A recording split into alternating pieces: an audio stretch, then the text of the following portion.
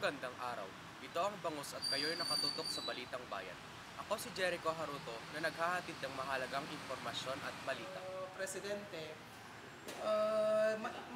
ganong mga bagay ay hindi dapat pinapalampas. Ito po ay labag sa saligang batas. Kaya nararapat lamang na siya ay uh, sumailalim sa impeachment upang pakinggan ang kanyang salubin kung bakit niya nasabi ang mga yun. Bilang isang may mataas na katungkulan, nararapat lamang na siya ay managot sa mamamayang Pilipino. Narito ngayon si Ginoong Galibot upang magbigay ng kanyang saloobin patungkol sa isyong impeachment laban kay Sara Duterte.